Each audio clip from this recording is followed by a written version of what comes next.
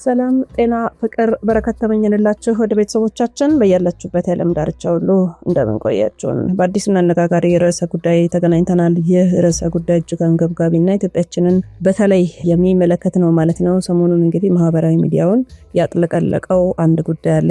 ይህንን ርዕሰ ጉዳይ በተለይ ደግሞ የዓለማችን ታዋቂው ቢሊዮነር ኤሎን መስክ በማንሳቱ በርካቶች ትኩረት እንዲሰጡት ተደርጓል ማለት ነው። ስለዚህ ይሄ መረጃ ምን ይመስላል፣ እኛንስ በምን ያህል ያነቃናል የሚለውን እንግዲህ ከዝግጅቱ በኋላ በኮመንት መስጫ ላይ ታጋሩናላችሁ። አብራችሁን ስለምትሆኑ ከወዲሁ እናመሰግናለን። ሮማን ጸጋዬ ከአክሱም ቲዩብ ሰናይ ቆይታ ይሆንላችሁ። በመጀመሪያ ወደ ጥልቁ ትንታኔ ከመግባታችን በፊት ምን ይመስል ነበር ይሄ በርካቶች የተነጋገሩበት ርዕሰ ጉዳይ ማለት ነው። የኤሎን መስክና የማጋቴ ዌድ ቆይታ እውነታው ምንድን ነው የሚለውን ማየት ተገቢ ነው። ማጋቴ ዌድ እና ኤሎን መስክ ያደረጉት ቆይታ እውነተኛ ነው። በማህበራዊ ሚዲያ ላይ ትልቅ መነጋገሪያ የነበረ ነው። እንግዲህ አንዳንዶቻችሁ አይታችሁት ሊሆን ይችላል። እና አውዱ ስብሰባ የተካሄደው በኦስቲን ቴክሳስ በሚገኘው የቴስላ ዋና መስሪያ ቤት ሲሆን ኤሎን መስክ አስተናጋጅነት የተዘጋጀ የኤክስ ቴክኦቨር ወይም ደግሞ የፈጠራ ባለሙያዎች ውይይት ነበረ ማለት ነው። እና የማጋቴ ዋና መልእክቷ ማጋቴ ውድ በመድረኩ ላይ ስትናገር የአፍሪካ ድህነት ምንጭ የሀብት እጥረት ሳይሆን የኢኮኖሚ ነጻነት ማጣትና እጅግ የበዛ የቢሮክራሲ ሰንሰለት መሆኑ ነው። በዚህ ንግግሯ ላይ የኢትዮጵያን ታሪክ በምሳሌነት ነው ያነሳችው ማለት ነው። ለምሳሌ ኢትዮጵያ እንደምሳሌ ያነሳችው ኢትዮጵያ በታሪኳ ቀኝ ተገዝታ አታውቅም፣ ነገር ግን ዛሬም ከደሃ ሀገራት ተርታ ናት። ይህ የሚያሳየው የአፍሪካ ችግር ከቀኝ ግዛት ትውፊት ወይ ደግሞ ኮሎኒያል ሌጋሲ በላይ ዜጎች ሰርተው እንዳይበለጽጉ የሚያንቀረፍፉ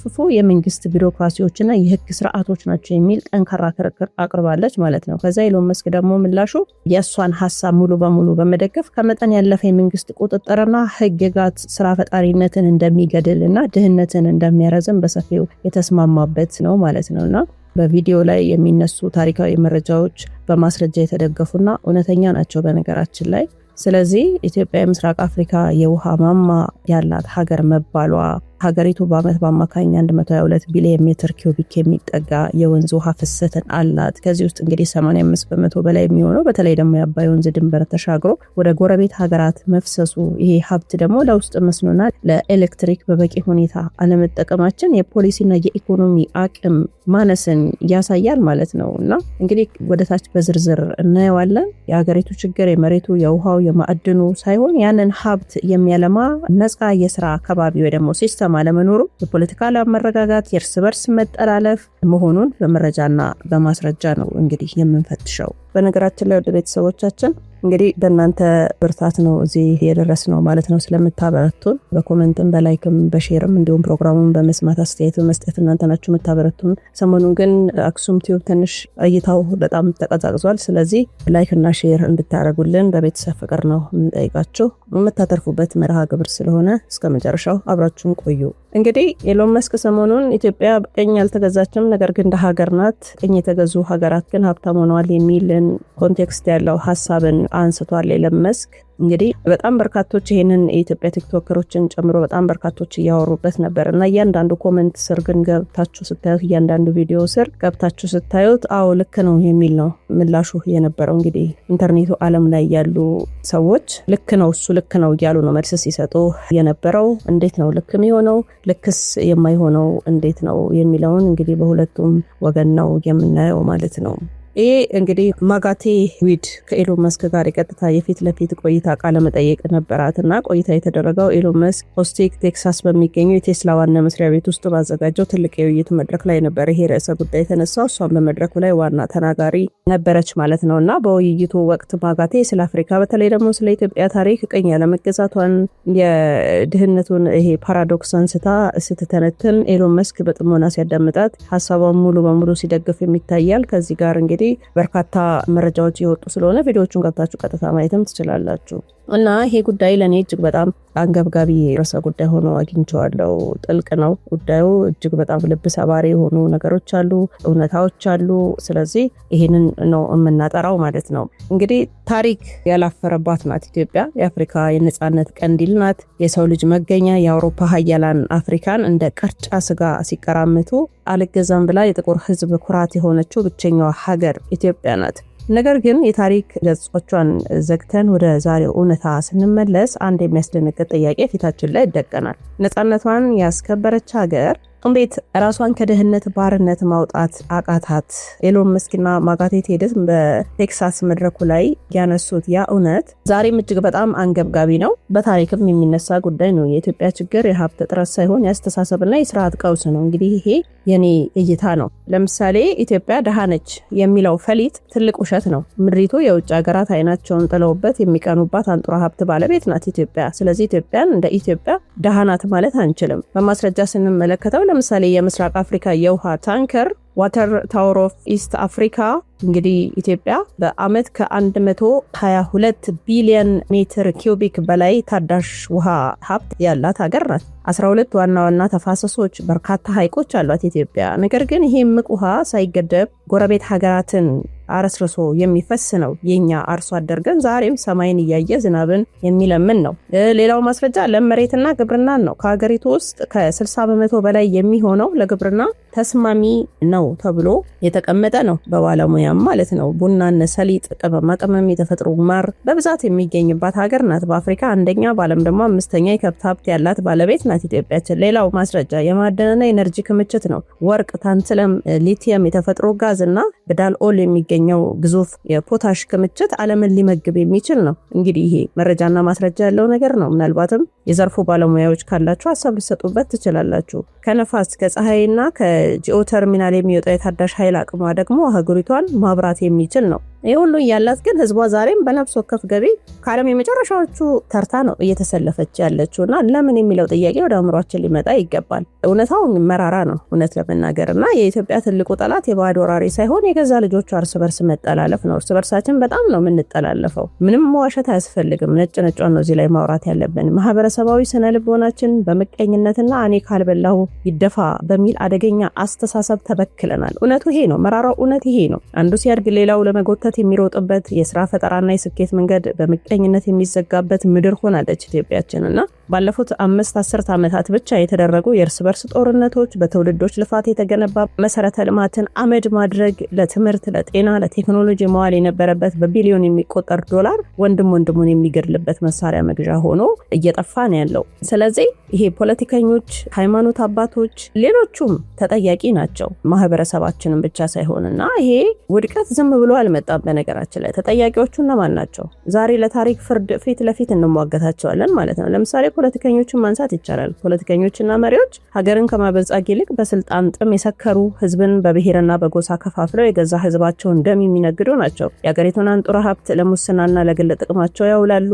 ስልጣን ለነሱ ህዝብ ማገልገያ ሳይሆን ሀብት መዝረፊያ ካባ የሆነ ነው። ምሁራንን ተመልከቱ። ለሀገሪቱ የፖሊሲና የቴክኖሎጂ መፍትሄ ማምጣት ሲገባቸው የአምባገነኖች አጨብጫቢ ወይ ደግሞ የጥላቻ ፖለቲካ ቲዮሪስቶች ሆነዋል። እውቀታቸውን ሀገርን ለማዳን ሳይሆን ልዩነትን ለማስፋት እየተጠቀሙበት ነው ያሉት። እውነቱ ይሄ ነው። መራራው እውነት ይሄ ነው። የሃይማኖት አባቶችን ተመልከቱ። ፍቅርን፣ አንድነትን፣ ሰላምን መስበክ ሲገባቸው ብዙዎቹ ከፖለቲካው ስርዓት ጋር በማበር ዝምታን የሚመርጡበት ጊዜ ነው የሚያመቻቹት ማለት ነው። የህዝብ ስነ ምግባር ሲበላሽ፣ ፍትህ ሲጓደል ድምጽ መሆን እያቃታቸው ነው ያለው ማለት ነው እና ማህበረሰብና ቤተሰብም ለዚህ ዋናው እንደውም ተጠያቂ ነው። ለምሳሌ ከቤተሰብ ነው አንድ ሊደር የሚወጣው አይደለ? ከቤተሰብ ነው አንድ መሪ የሚወጣው። ከማህበረሰብ ነው አንድ የሆነ ነገርን ሊመራ ስልጣን ላይ የሚቀመጥ። ከቤተሰብ ነው መሰረቱ፣ ከቤተሰብ ነው። ዛሬ ቤተሰብ በቤተሰብ ደረጃ የሚዘራው የዘር ጥላቻ ሆኗል። ልጆቻችን በስራ ወዳድነትና በፈጠራ ከማሳደግ ይልቅ የጥላቻ እና የታሪክ ቁርሾ ትረካዎችን እየመገበን አውሬ እያደረግናቸው ነው ያለ ነው ማለት ነው። ስለዚህ ኢትዮጵያ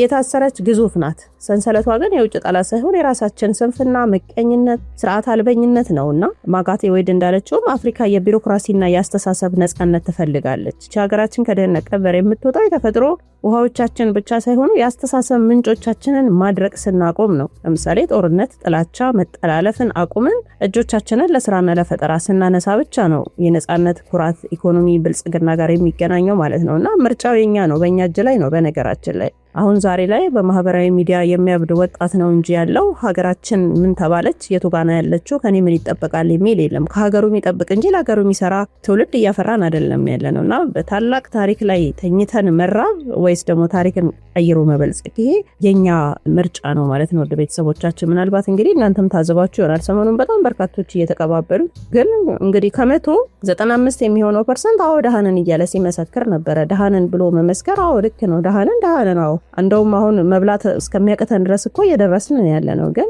ኢትዮጵያ ሀብታም ናት፣ እጅግ በጣም ሀብታም ናት። እኛ ግን ስለማንሰራ ደሃ እያስባልናት ነው ያለነው ማለት ነው። ኢትዮጵያ እንደዚህ ከላይ ግልብ የሆነ ነገር የሚገባትም ሀገር አይደለችም በነገራችን ላይ። እና እኛ ልጆቿንን እንደዚህ ግልብ ታሪክ እንዲኖራት ያደረግናትና ታሪክን የገለበጠ ሰማይና ምድርን ያስለቀሰ መራራ እውነታ ያላት ሀገር ናት ኢትዮጵያ። ዛሬ ኢትዮጵያ የልመናና የስደት ተምሳሌት ተደርጋ ትወሰድ ይሆናል። ነገር ግን ትላንትና ይህች ሀገር የሌሎች አቅኚ፣ የችግረኞች መጠጊያ፣ የሀብታም ሀገራት ረጂ እንደነበረች ታውቃላችሁ። በመረጃና ማስረጃ ይህን ነገር ማየት እንችላለን። ለምሳሌ የኩዌትና የባህረ ሰላጤው ሀገራት ውለታ የሚረሳ አይደለም። በ1940ዎቹና 50ዎቹ እንደ አውሮፓውያን የዘመን ቀመር ዛሬ የምናያቸው የገልፍ ሀገራት ኩዌትን ጨምሮ ማለት ነው በከባድ ድህነትና ኋላ ቀርነት ውስጥ በነበሩበት ወቅት ኢትዮጵያ በጎረቤትና በሰብአዊነት ትልቅ እገዛ ታደርግላቸው ነበረ። በተለይ ደግሞ በ1950ዎቹ መጀመሪያ ላይ ኩዌት የራሷን ትምህርትና የጤና ስርዓት ለመዘርጋት ስትቸገር ኢትዮጵያ የገንዘብ ድጋፍና ምሁራንን በመላክ ጭምር ትረዳ ነበረና ዛሬ እንግዲህ እነዚህ ሀገራት ትላንት የኢትዮጵያ እጅ የሚያዩ ናቸው። እነዚህ አሁን በፎቅ ተለቅልቀው በኢኮኖሚ በልጽገው እኛን ቀጣሪ የሆኑ ሀገራት ማለት ነው። የኮሪያና የዓለም ሰላም ጠባቂ ናት ሀገራችን እኮ። በ1950ዎቹ የኮሪያ ጦርነት ሲፈነዳ ኢትዮጵያ የቃኘው ሻለቃ የተባለውን ዝነኛ ሰራዊቷን ልካ ደቡብ ኮሪያን ከወረራ የታደገች ሀገር ናት። በወቅቱ ኮሪያውያን በረሃብ ሲያልቁ የኢትዮጵያ ወታደሮች የራሳቸውን ስንቅ እያካፈሉ ህፃናቶቻቸውን የሚመግቡ ነበረ፣ ማሳደጊያ የሚያቋቁሙላቸው ነበረ ማለት ነው። ያ ማንነታችን የት ሄደ? ያ ሞራላችን፣ ያ ስብዕናችን የት ሄደ? ትላንት ሌላውን ያቀናች ሀገር ዛሬ ላይ የገዛ ልጆቿን መመገብ አቅቷት የስደት ማዕበል እያፈረሳት ነው። እንግዲህ ዛሬ የሀገሪቱ ምሰሶ የሆኑት ውብና ጀግና ወይዛዝርቶቻችን አስቡ፣ ልጆቻቸውን ትዳራቸውን በትነው ነው የአረብ አገልጋይ የሆኑት። በአስተሳሰብና በፖለቲካ መሪዎች ቀውስ ምክንያት በአረብ ሀገራት ልዑላን ቤቶች ውስጥ ተላላኪ እና አገልጋይ ለመሆን ተገደዋል። ሴቶቻችን፣ እናቶቻችን፣ እህቶቻችን አገርን አቅኚ የተባሉ ማለት ነውና ክብራቸውን ተገፈው ሰብአዊነታቸው ተረግጦ ሌት ተቀን እየተገረፉ ከፎቅ ላይ እየተወረወሩ እየተደፈሩ የሚፈሰውባቸው እንደው ምድሪቱም ራሷ እየረገመችን ነው የሚመስለኝ እኔ ማለት ነው። ይባስ ብሎ በቦሌ አየር መንገድ እንኳን በየሳምንቱ የምንቀበለው በስደት የሞቱ ልጆቻችንን አስከሬን ሆኗል። የወጣቶች አስከሬን በሳጥን ተጭኖ ሲመጣ ቤተሰብ ተስፋው ተቆርጦ የቁም ሬሳ ሲሆን፣ ሀገር ግን ዛሬም በጎሳ ፖለቲካ እየታመሰች ነው። እርስ በርሳችን እየተበላላን ያለ ነው። ሰሞኑን እንኳን በአርሲ እየተፈጠረውን የገዛ ወንድሙን እየበላ ነው ያለውና ምሁራኖቻችንስ የት አሉ? ትልቁ ትዝብት እንግዲህ እዚህ ላይ ነው። ምሁራኖቻችን የት ነው ያሉት? ምድሪቷ የራሷን ልጆች እውቀት መሸከም ስላቃታት ምሁራኖቻችን በሀገር ውስጥ ተስፋ ቆርጠው ይሰደዳሉ። የኢትዮጵያ ምሁር በአሜሪካና በአውሮፓ ላቦራቶሪዎች በናሳ ያሉ ግዙፍ ተቋማት ውስጥ ነው ባዕድን በከፍተኛ እውቀት የሚያገለግሉት። ሌላው ዓለም ያበራል፣ የገዛ ሀገሩ ግን በጨለማ ትዋጣለች ማለት ነውና የሀገራችን ምሁር ለባዕድ ሰርቶ የህይወት ታሪኩ ሲያበቃ ወደ ሀገሩ የሚመለሰው አስከሬኑ ብቻ ነው ማለት ነው። አስከሬናቸው ብቻ ነው ልጆቻችን እየተረፈልን ያለው ማለት ነውና ይሄ ውርደት መቼ ነው የሚያበቃው? እስከ መቼ ነው ኢትዮጵያ ደሃ ናት የምትበላው የሌላት? ለካ እናንተ እንዴት ትበላላችሁ እንዴ? እንደዚህ ትለብሳላችሁ እንዴ ነው የሚባሉት ልጆቻችን። አሁን በየሀገሩ እኮ የተሸማቀቁ ነው የሚኖሩት እኮ የድሮ ታሪክ እየተነሳ ማለት ነው። እና ከድጡ ወደ ማጡ አይደለም ወይ ያለ ነው። ትላንትና ኩዌትና ኮሪያን የረዳች ኢትዮጵያችን ዛሬ ልጆቿን ለአረብ ሀገር ግርድና ስትልክ ምሁራንና ፖለቲከኞች እንዴት እንቅልፍ ይወስዳቸዋል? ችግሩ መሬት አልባ መሆን አይደለም፣ ውሃችን መድረቁ አይደለም። ችግሩ የክብር መጓደል ነው። የፖለቲካው ስርዓት ስልጣን ላይ ለመቆየት በሚያደርገው መጠላለፍ የዜጎችን ክብር አሳልፎ ይሰጣል። ማህበረሰብም ቢሆን ደግሞ የራሱን ወንድም በብሔር እያሰደደ ልጆቹን ለስደትና ለባርነት እየሸኘ ነው። ይሄ የቁሙት ሊበቃን ይገባል። የእውነት ነው የምላችሁ ቤተሰቦቻችንና ትላንት የነበረንን ክብር ታላቅነት አውቀን ከውስጥ መጠላለፍ ከጥላቻ ፖለቲካ ካልወጣም የታሪክ ተወቃሾች ሆነን ለዘላለም እንቀጥላለን ማለት ነው ቤተሰቦቻችንና ብዙዎቻችን እንግዲህ አምነናል። አዎ ኤሎን መስክ የተናገረው ነገር አዎ ብለው በዛ ትውልድ ነውና አይቆጨንም ወይ? አንገበግበንም ወይ? ሁልጊዜ ጣታችንን ሰው ላይ መቀሰር አይበቃም ወይ? እያንዳንዳችንስ ለሀገራችን የሚገባ ነገርን አድርገናል ወይ የሚለውን እንግዲህ መልሱን ለእናንተ ትቸዋለሁ። በጉዳዩ ላይ ግን ያላችሁን ሀሳብ አስተያየት ብታጋሩን ደስ ይለናል። አብራችሁን ስለነበራችሁ እጅግ አድርገን እናመሰግናለን። ላይክ፣ ኮመንት፣ ሼር እንድታደርጉ ደግሞ በቤተሰብ ፍቅር ነው የምንጠይቃችሁ። በቀጣይ መረጃ እስከምንገናኝ ቸር ቆዩልን።